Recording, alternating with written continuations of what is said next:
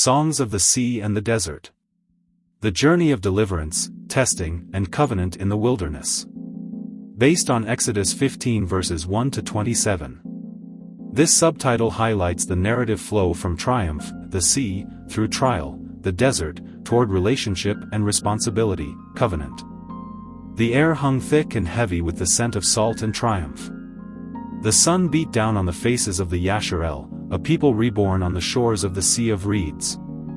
Gone were the whips and the endless toil under the Pharaoh's cruel hand. Gone were the cries of despair and the gnawing fear that had shadowed their every waking moment.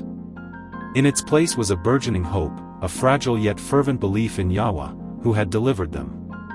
Among them stood Elam, a young man barely past his 20th year.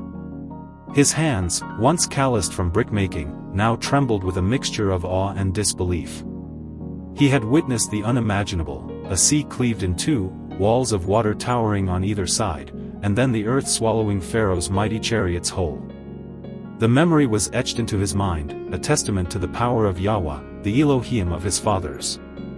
Elam had always clung to the stories of Abraham, Yitzhak, Isaac, and Yaakov, Jacob, the patriarchs who had walked with Yahweh. He had whispered the prayers passed down through generations, even when surrounded by the idolatry of Egypt. Now, standing on this miraculous shore, he felt a connection to those ancient promises that resonated deep within his soul. Moses, the man who had spoken with Yahweh, raised his voice, and the words of the song flowed from his lips, carried on the desert wind, I sing to Yahweh, for he is highly exalted. The horse and its rider he has thrown into the sea. Elam joined in, his voice rough with emotion, blending with the chorus of thousands. He sang of Yahweh's strength, his power, his victory over their enemies. He sang of deliverance, redemption, and the promise of a land flowing with milk and honey. Miriam, Moshe's sister, her eyes shining with prophetic fire, took up her timbrel. The women followed, their voices rising in a joyous refrain, Sing to Yahweh, for he is highly exalted. The horse and its rider he has thrown into the sea. Elam watched as they danced, their movements mirroring the waves that had crashed upon the Egyptians. He closed his eyes, picturing the scene, the chaos, the terror in the eyes of the Pharaoh's soldiers, and the overwhelming force of the sea as it returned to its place. It was a terrifying image, yet it filled him with a sense of profound peace. Justice had been served. Their God, Yahweh, had fought for them. The celebration lasted long into the night, fueled by gratitude and the sheer relief of survival. But as the sun began to peek over the horizon, casting long shadows across the desert, Moses, called the people to order. The journey to the promised land was far from over. They marched for 3 days into the wilderness of Shur, their hope slowly eroding with each passing mile. The water skins emptied, and a desperate thirst began to grip the people. The jubilant songs faded, replaced by hushed whispers of complaint. Elam felt the familiar pangs of doubt creeping in. Had they been too hasty in their celebration? Was freedom, in reality, just a different kind of hardship?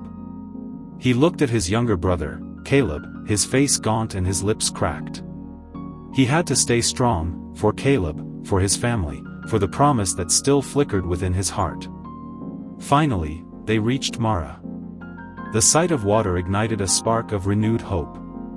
But as the first thirsty souls rushed to drink, their faces twisted in disgust. The water was bitter, undrinkable. A murmur of discontent erupted, quickly escalating into angry accusations directed at Moses. What are we to drink? The people cried, their voices laced with resentment. Have you brought us out here to die of thirst? Elam understood their frustration, but he also saw the burden etched on Moshe's face. He was a leader caught between a demanding Yahweh and a desperate people. He watched as Moses, his shoulders slumped, turned away from the crowd and cried out to Yahweh. Elam prayed too, a silent plea whispered from the depths of his soul. O Yahweh, he prayed, you have delivered us from Egypt. Do not let us perish now. Show us your mercy. Then, he saw it. Moses, his face illuminated by a sudden understanding, approached a specific tree. He cut down a branch and, following the instructions he had received, threw it into the bitter waters. A hush fell over the crowd as they cautiously approached the spring. Elam watched, holding his breath, as a woman dipped her hand into the water and tasted it. Her eyes widened in surprise, then relief. "It is sweet," she cried. "The water is sweet." A cheer erupted, louder and more heartfelt than any they had sung on the shores of the Sea of Reeds. This time, the joy was tempered with a newfound understanding of their own fragility and the boundless mercy of their God, Yahweh. Elam drank deeply, the sweet water washing away the bitterness of doubt and despair. He knew, in that moment, that their journey would not be easy. There would be hardships, trials, and moments of questioning. But he also knew that Yahweh was with them, providing for them, testing them, and guiding them towards the promised land. That evening, as the Yasharel camped by the now sweet waters of Marah, Moses spoke to them again.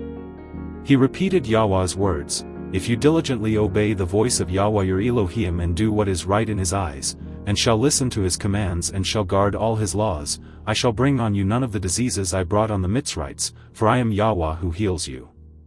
Elam listened intently, understanding the weight of those words. Freedom was not just the absence of slavery, it was the acceptance of responsibility. It was choosing to follow Yahweh's commands, to live a life of righteousness, and to trust in his unwavering love. They traveled onward, their spirits buoyed by the miracle at Marah.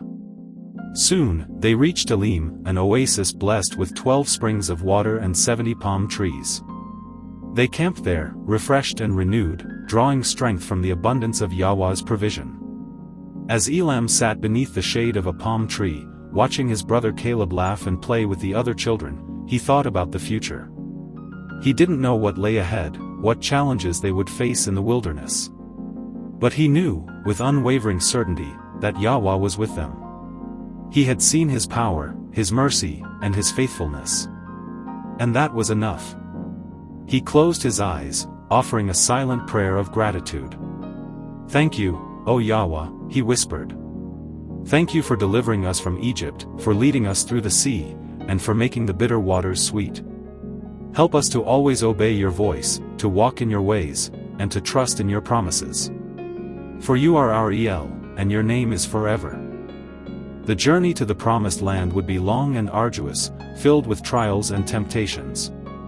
But Elam, along with the rest of the Yasharel, carried within their hearts the memory of the Sea of Reeds, the taste of sweet water in the desert, and the enduring promise of a Yahweh who reigns forever and ever.